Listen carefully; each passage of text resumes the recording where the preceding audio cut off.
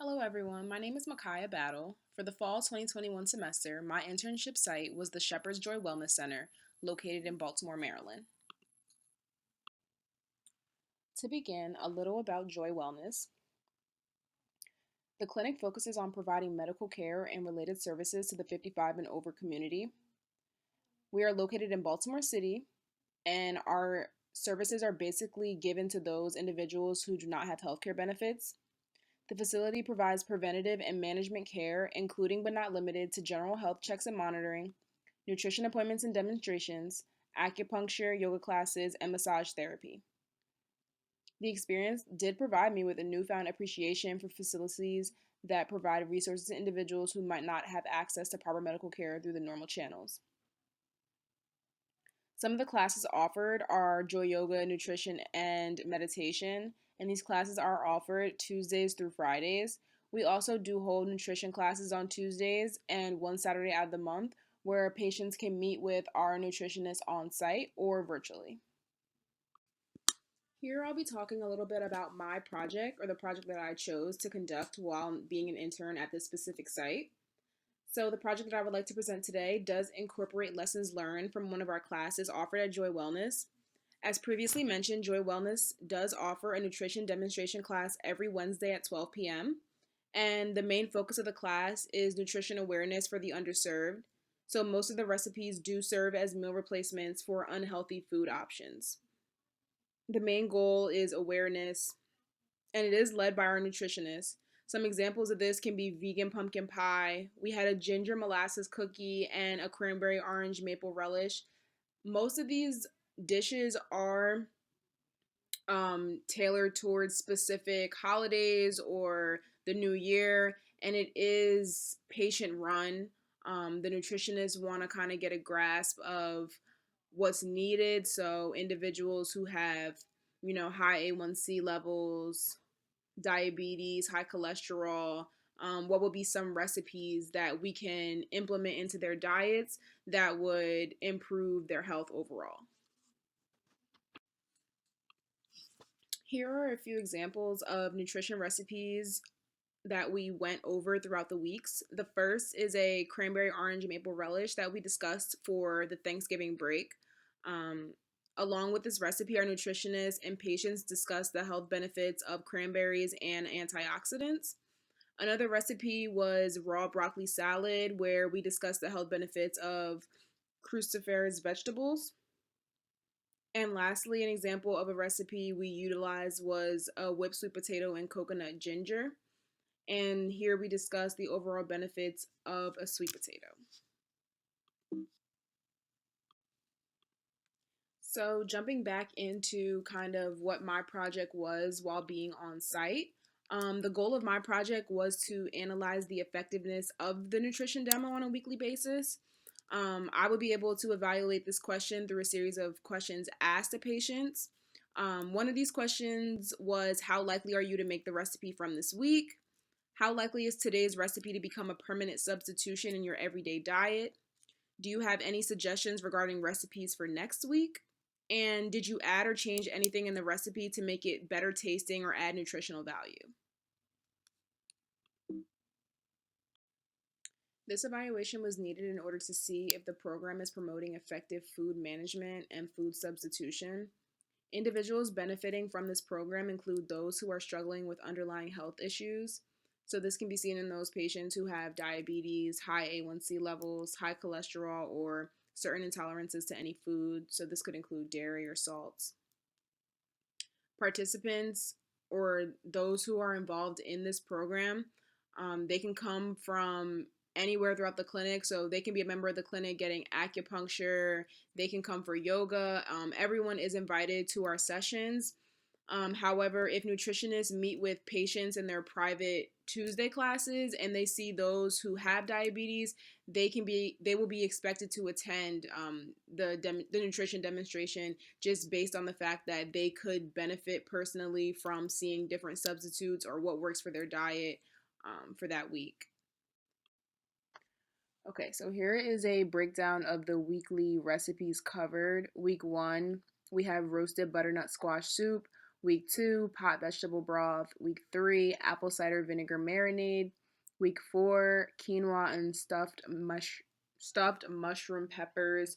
Week 5, creamy cashew dressing with raw collards. Week 6, apple vegan crisp. Week 7, peach compote. Week 8, raw broccoli salad. Week 9, vegan pumpkin pie. And week 10, ginger molasses cookies.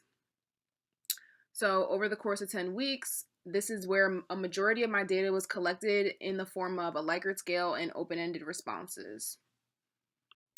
All right, here is the weekly questionnaire. This slide just kind of reiterates the questions asked at the conclusion of each nutrition demonstration. So for 2 of the questions, a Likert scale was utilized where it goes from very unlikely, unlikely, neutral, likely, extremely likely. The first question is, how likely are you to make this recipe from this week? The second question is, how likely is today's recipe to become a permanent substitution in your everyday diet?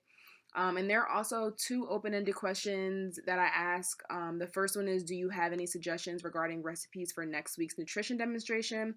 And the second one is, did you add or change anything in the recipe to make it better tasting or add nutritional value? In most cases for the open-ended questions, we did have suggestions for the following weeks. They were kind of holiday oriented. So for Thanksgiving, we made a vegan pumpkin pie. For Christmas time, we had the molasses cookies. And for my last question, did you add or change anything in the recipe to make it better tasting or add any nutritional value? People kind of just stuck to the recipe in that sense. So here are my Likert scale results. These are for weeks 1 through 10, where we had a total of around 45 participants or patients involved in the survey.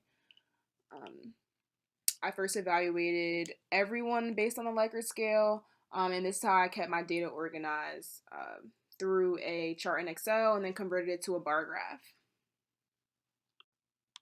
And here you kind of just see an overall analysis of that chart that I showed on the previous slide. After conducting this project, we can see that a majority of the patients are willing or most likely to take the recipes from the demonstration. We had about 35 out of 45 patients who are likely to make the recipe and incorporate it in their daily diets. So overall, we can say that this program is effective at Shepherd's Joy Wellness. I did utilize a number of the NCHEC areas of responsibility. To begin, I assess the needs and resources and capacity for health education and promotion. So there was a need for nutrition education tailored to patient-specific health issues. So like I mentioned before, those individuals who do have diabetes and high A1C levels, they would benefit from a program like this because it will give them food substitution options that maybe they weren't aware of in the past. Next, for the area where we are conducting an evaluation and research related to health education and promotion, I think I cover this in the sense of creating evaluation questions in the form of a Likert scale. And this was utilized in order to assess if the program was in fact promoting healthy eating and if patients were actually utilizing those recipes in their everyday lives or would continue to do so. Lastly, for communicate, promote, and advocate for health education and promotion, and the profession, I think I did this by promoting the nutrition demonstrations to all the patients on a weekly basis. If I didn't do that, I don't think we would have like such a large turnout on a weekly basis. These are older individuals and they have lives dealing with COVID and everything like that. So, not a daily, but a weekly reminder to patients to remind them that we are having this nutrition demonstration definitely benefited them. When it comes to things that I have learned at Towson that I never thought that I would use, I definitely think that all my 400 level courses were utilized during my internship. And when it comes to a Likert scale, I never thought that I would utilize that in my everyday life, but it definitely does make like surveying, things of that nature, a lot easier.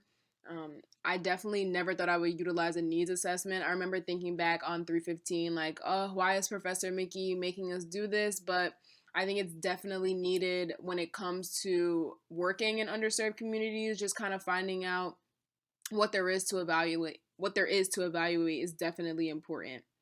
I think I learned a great deal from Towson. If I had to say, there really isn't anything that they could have given me or explained more. I definitely think that was well and fully equipped for the internship. When it comes to some words of wisdom moving into 400 level courses, I would definitely say time management is a very important aspect. Just like through 15, there are like big projects, but in every single one of your classes now. So I definitely say time management, speak up when you don't understand. Even if you feel dumb, like it's better to get those questions out when you have the professor at your disposal than just like sitting at your desk in misery. So, good luck to all the future interns, and it's definitely not going to be as bad as you think.